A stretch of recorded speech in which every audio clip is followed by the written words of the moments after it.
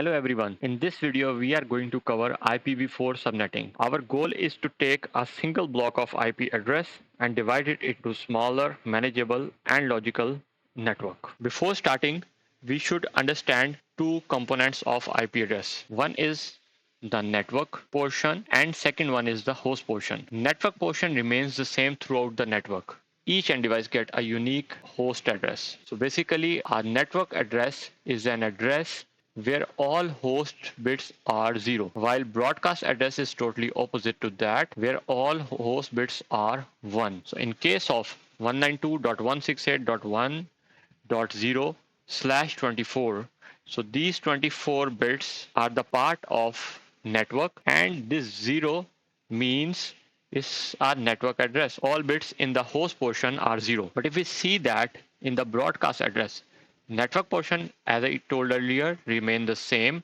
but the host portion, all bits will be 1. And in an octet, if all bits are 1, it is equal to decimal 255. There are two categories of IP addresses: public IP address and private IP address. Public IP addresses are those IP addresses which are routable over the internet, while the private IP addresses can be used within the same organization, within the LAN, within an enterprise. So in case of IP addresses, there are different classes. IP addresses are divided into different classes. Class A, B, C, D, and E, and each class serve different purpose. First class is called class A, which starts from the very beginning 1.0.0.0 up to 126.0.255.255.255. So if you see the first octet of the class A, it will be something like that. It always starts with the 0 and it could be anything after that. For the class B, it always starts with 1 and 0 and the next bits could be anything. For in case of class C, it is going to be 110, 1110 in case of class D, and for class E, it will be 111, and then next 4 bits could be anything. And if you are able to calculate the range, this IP range is covered within this octet. So class A have the subnet mask or CIDR notation of /8 and subnet mask of 255.0.0.0. Class B have 16 CIDR notation and class C have CIDR notation of 24. And if you see in the public IP address based on the classes, class A have 8 bits of network available and 24 bits of host. Class B have 16 bits of network and 16 bits of host, while class C has 24 bits of network and 8 bits of host. So each class have allocated few addresses for the private network. You can assign any of these addresses within your organization. They are not routable over the internet. You can pick 10.0.0 till 10.255.255.255 from class A, and similarly from class B, CIDR notation will be 12, and from class C, 192.168/16 is going to be our available private address range. Then there are some special use IP addresses. IP addresses which are starting from the 0, they are reserved for special purposes. IP addresses starting with 127, they are used for the loopback. And 169.254 is a special range which is used in case of your DHCP server does not work. We'll learn about this thing when we will cover the DHCP. So let's see a problem why we need a subnetting. If you understand the classes of a network, you can see that the minimum number of hosts available in a class is 254. What does that mean? It means that if you pick any network from this class, they can have 254 hosts. But for what if you need only 2 or 3 hosts within that network? For example, in case of this ISP need one point-to-point link with this home router. It will never require any additional IP address. It only requires 2 IP addresses. One will be assigned on this interface, and second IP address will be assigned to the interface of the home router. Only 2 usable IP addresses are required. So even if we pick a class C network, we will waste 252 IP addresses. So this is not the feasible way. We need to find some way to cover this loss. So subnetting is the solution. In the subnetting, what we do, this is the host portion in the normal network. Network portion is not in our control. It is either in the control of the ISP or the network administrator. We cannot control. It is assigned to us. But host portion is totally in our control. So we use the host portion and we make some chunks of our network. Each chunk is called a subnet. In this video, we will understand how we can create chunks which are logically acceptable and manageable and routable. So you can begin with either deciding number of subnet you need for your organization or number of hosts you require under each subnet. If you are starting with number of hosts required under each subnet, you must understand this formula. 2h minus 2. H is number of bits you are going to borrow from the host portion from the right hand side. From the right side, you borrow some bits for your subnet. So let me explain this thing. So in case of our class C network, we have seen that we need only two usable IP addresses, but by default we were given 254. So when we are using two, still 252 addresses were wasting. What we can do, we'll start borrowing the host bits for our subnet. Let me go a bit deeper. So by default, this network has subnet mask of 255.255.255.0, which means that first three octets belongs to network and the last octet belongs to host. And I told you we are going to control the host octet. So let's divide it into the bits. You can see that all bits in the network are 1. We are converting this subnet mask into the bits now, and host portion is available with all zeros. We have the 32-bit IP address in total. 24 are already used by the network. So available host bits are 8. From these 8 host bits, if we get one bit, 2 raised to the power 1 minus 2, 2 minus 2, it will become 0. If we borrow bits, 2 raised to the power 2 minus 2. So 4 minus 2 become 2, which means that we need 2 bits for our ISP network. So in this case, originally we have 8 host bits. We have 254 bits available for our network. So let's see how many bits are available if we pick an IP address from class B. In class B, again, IP address has 32 bits, 16 are occupied by our network and 16 bits are available. So 2 raised to the power 16 minus 2 is going to be usable IP addresses, which is 65,534. So let's pick one address from the class A now. In case of class A, you have 8 bits for the network and remaining 24 bits for the host. So 22 raised to the power 24 minus 2 is going to be our available usable host addresses. So now let's discuss about this CIDR notation /8, which represents number of network bits. So if this notation mentions /8, it means that 8 bits belongs to your network. So you have remaining 24 bits available for the host. If /16, then it is 16 bits allocated to your network. In case of 24 bits allocated to your network, and in case of 32, all 32 bits are occupied. In the classful IP addresses, 8, 16, and 24 belongs to class A, class B, and class C. And we do the subnetting within these classes. For example, now let's convert these CIDR notation into subnet masks. /8 means first is all ones, which means when you convert binary to decimal, it becomes 255.0.0.0. So all octets will be 0. If you use 16, then first 2 octets will be 1 and next 2 octets will be 0. In case of 24, first 3 octets will be 1 and last octet will be 0. And in case of /32, all octets are 1. Now let's analyze what happens if we do not follow the classes. What happens if /10 is written? In this case, first octet, your 8 bits remains the same, and then next 2 bits in the next octet will be part of your network.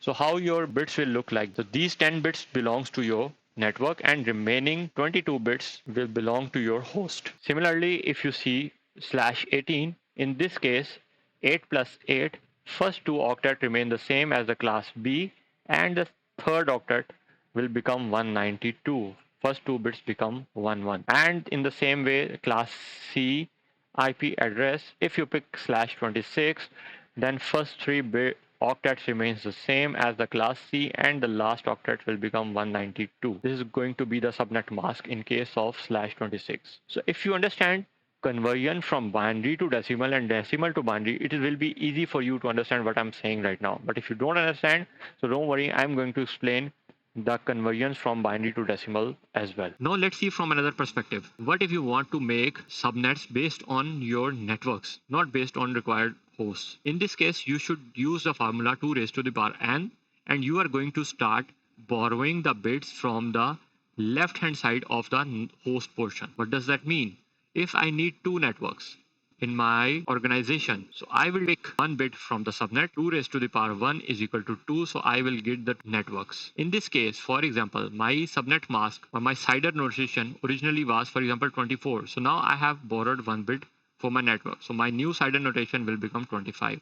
And my subnet mask will become, according to it, 255.255.255.128. This will become my subnet mask. So let's see the ISP again. An ISP is looking for two usable addresses or hosts to provide connection to a new user. So what it will do? It requires two hosts.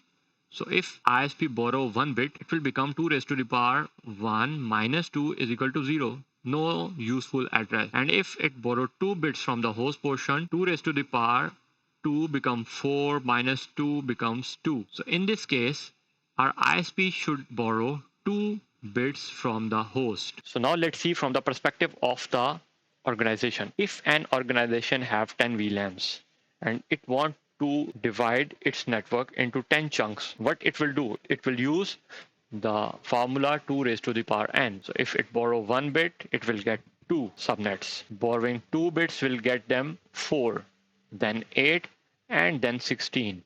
So which means that organization requires 4 bits to borrow from the left hand side of the host. If you want to see it cleanly, so you can see that 2 raised to power 1, 2, 2 to the power 2 is equal to 4, 8, and 16. In this case, we cannot pick 3 bits because 3 bits give us only 8. We will still remain short of 2 addresses.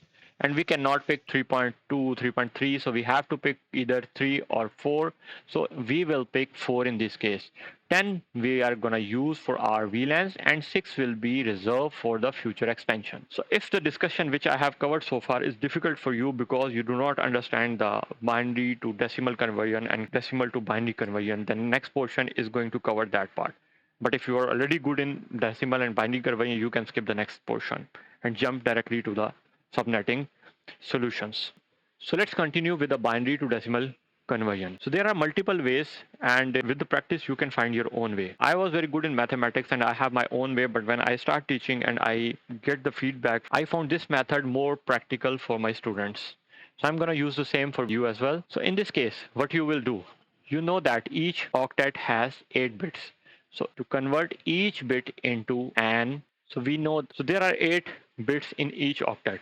So if we understand how can we convert in one octet from binary to decimal, we can convert any of the octet. So first of all, you need to start from 2 raised to power 0, 1, 2, 3, 4, 5, 6, 7. And each number belongs to each bit. This is the first bit, second bit, third bit, fourth, fifth, sixth, 7th and 8th bit. Then these all have some value, specific value. Now what you will omit the values which belongs to 0 and then sum all these value up. The bits in your question 0, you will omit those bits and sum all the remaining bits and it will be your answer, which means that 252 in this case. So let's solve another problem. In this case again, you will write the same way, 1, 2, 4, 8, 16, 32, 64 and 128, and you will remove the corresponding zeros bits. So these 2 bits will be removed and these 2 bits will move, and then you will going to add the remaining one. So the answer will be 60. So this is how you can convert any binary number to decimal. In case of subnet mask, these are the possible 8 values. In case of 1 and all zeros /9 or /17 or /25, the corresponding octet will become 128 because first bit is 128. Then 128 plus 64, 192. 192 plus 32, 224.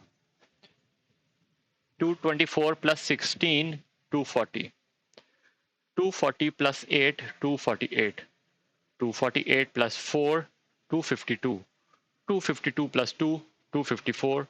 254 plus 1, 255. And when you have enough practice, you can remember this table very easily. Now let's do the other way. We are going to convert a decimal number into the binary. Procedure is almost the same, but there is another way. First, I'm going to tell you how I used to do it, and based on that, you can decide your own way as well. So I use a division and remainder method. For example, in this method, I divide 178 with 2, and I get 89 with remainder 0, 44 remainder 1, 22 remainder 0, and this I can start from the low and can make the number 1 0 1 1 0 0 1 0. This is one method. There is another method which I found very useful. You start turning on the bits. You already know 1 2 4 8 correspond to each bit, and to make 178 you will turn on this bit. So in our sum, 128 is our first number. Then we have to add some number. If we add 64 here, it will become 192, so we cannot have this number. In case of 32, yes, we can have 32 as well. So in case of 32, it will become 160. Now we can also have add 16 here, it become 176, and then we need 2, it will become 178. So rest of the bits will be 0. So this is the way you can convert decimal number into the binary number. Let's try another, 232. So in this case, we need 128, then we need 64, it will make 192, then we need 32 as well, it will make 224, and 16 we cannot use, it will make 240. So 224 plus 8 is 32. If you So this is how you can convert a decimal number into the binary. Again, with the practice, you can do it very quickly in your mind. So if you understand all the previous concepts, especially the conversion from binary to decimal, our formulas 2 raised to the power h minus 2, and our network calculation formula 2 raised to the power n, then you will be able to answer this example, because we are going to apply all these concepts into this one page. So first of all, if a subnet 192.168.10.0/26 is given by our network administrator, and it asks that what is the subnet mask. So 26 mean first 2 bits are 1 and rest of the bits are 0. Rest of the 6 bits are 0. So in this case, 192. 255.255.255.192 is going to be the answer. Now let's see the second part. How many subnets raised to the power n? How many bits are borrowed from network? Since it is a network C address, C network has by default 24 bits in the network. So it means that 26 minus 24 is equal to 2 bits are borrowed from the host, which means 2 raised to the power 2 is equal to 4. So there are 4 subnets. How many hosts per subnet? Again, we have 26 bits already used. Total we have 32 bits. So 32 minus 26 becomes 6. 2 raised to the power 6 minus 2 is going to be my answer. In this case, 62 useful address I will get from each subnet. Then the first usable address. What is going to be my first usable address? As I told you, we cannot manipulate the network portion. So in this case, our first 26 bits are fixed. So 192.168.10. I'm going to convert it into the bits. Last octet I'm going to convert into the bits. So these are the 6, 7, and 8 bits. So I cannot touch first 2 bits. To make first usable address, I will turn on this bit. So 192.168.10.1 will become my first useful address. Then before calculating the last useful address, you should calculate the broadcast address. Broadcast address means all host bits will become 1. If my all host bit become 1, what is going to be the decimal conversion from this binary? So 1, 2, 3, 1, 2, 4, 8, 16, 32, 64. So if you sum up them, they will become 63. So my broadcast address will be 192.168.10.63. Okay, 63. And if you know the broadcast address, it is very easy to calculate the last usable address. You just minus 1 from the last octet, 62. So 192.168.10.62 will become your last usable address. So this is how we have covered our one example. Again, if you will start practicing, you will find it very useful. And again, subnet is not something you can get by listening to it only. You have to do practice by yourself. By the end of this video, I will tell you different resources which can be useful for you to make the practice. Even by the end of this subnetting lecture, I will solve some real-time questions with you using the subnetting. So let's do another example to make sure these concepts are very clear. This time the address is given 172.16 belongs to class B, right? And by default, class B have 16 CIDR notation /16. So which means that 4 bits are already borrowed to make the subnet. 2 raised to the power 4, 2, 4, 8, 16. Divide our network into 16 subnetworks. What is going to be the subnet mask? 1, 1, 1, 1, 0, 0, 0, 0. This is the octet belongs to subnet mask.